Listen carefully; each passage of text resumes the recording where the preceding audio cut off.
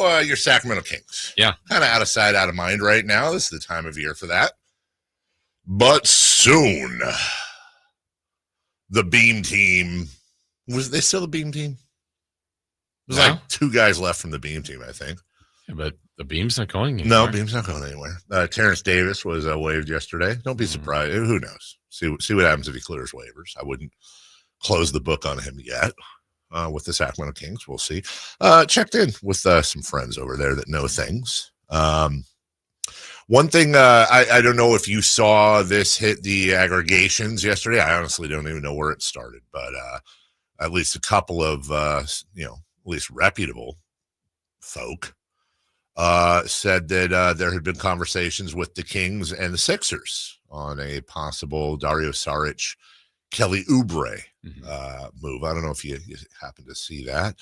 That I can tell you one piece of analysis I can give you right up front if they made that move is the happiest person in the city would be my wife, who has had like a 5-year. Matt Olson, the former Athletic, and Kelly Oubre are her. Set the screen. Those are her. They're her crush. And it's always about his eye. Anytime Kelly Oubre is on TV, she points out his eyes. And God forbid if he's at the free throw line. And so they'll do like close-ups of him dribbling and looking up, and just she paused the screen once. She's like, look at he's beautiful. I'm like, okay. The guys up here, they are. Hello. Right. Yeah, his eyes are up there. Imagine if I'm watching a WNBA game or any sport with the ladies, and I'm like, oh my God, look at her brain. I don't know, whatever. It's a beautiful brain. Right. Like, how'd that go over? Yeah. I have been told that is just completely and totally fabricated. Like, no talks at all. No talks. None. Zero. Made up. If it came from anywhere, I'm not saying it did come from Philly, but it didn't come from out here. That's silly pants. On Jonathan Kuminga, obviously the Kings have no control over that. That's completely and they're also obviously, well, I shouldn't say obviously, but they are still would love to have Jonathan Kuminga, but that depends on the Warriors, and it certainly seems like it's going to a place where he's going to sign the qualifying offer and be a free agent next year. Now, I once again want to say, even though I fully admit odds are he will do that. It does seem like that's the case. This also smells like one of those things that's going to go right up to the last minute. And it wouldn't shock me at all if we saw either just before, maybe even during part of this camp is opening, the Warriors going ahead and making a move. When you think about him signing the qualifying offer and it just seems like that's going to be a very uncomfortable situation all year long.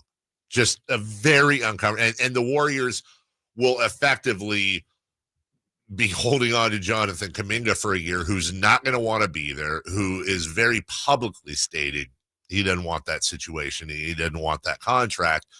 And now you're going to lose him for absolutely nothing because there's zero chance he resigns with them. So assuming that's where it goes, though, and he does sign the qualifying offer, making him a free agent, the Kings are very happy with their dealings with him. They feel like this is where he would like to be. He actually wants to be in Sacramento, or would want to be in Sacramento. So the idea, and a lot can change over 8, 9, 10 months. Sure. But are also very confident that they'd be in a spot where they could make a really good pitch to him next season. So they're kind of waiting on that.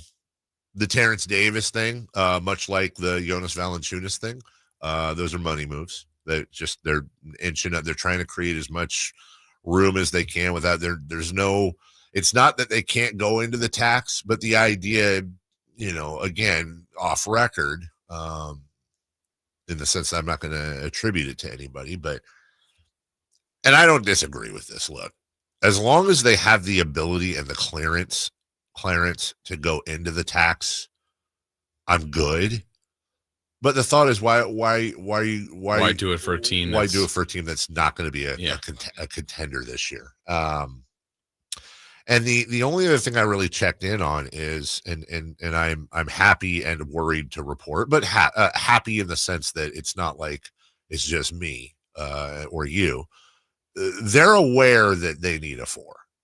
They're aware that is problematic. Now they can kind of muddle through as they have the last couple of years by sliding Keegan Murray down and doing some interesting things. The idea of Maxime Moreno and Domantas Sabonis sharing the floor would be experimental only, and really is not something they're necessarily trying to go in and do, but as the year progresses. But they understand that. What I was told point blank is not a lot of 4s out there. And the 4s that are in the league, people are holding on to. It's not an easy, that front office was handed, $110, $120 million tied into 3 guys and not a lot of maneuverability. Yeah. There used to be a time where like centers and point guards were like the hardest to fill. Yeah. It feels like that's shifted. As Dennis Schroeder, and we'll get to this a little bit later, continues to excel in Eurobasket. We'll talk about that. We'll take a break. When we come back, 3 for Madness. NBA meetings yesterday. Brock Purdy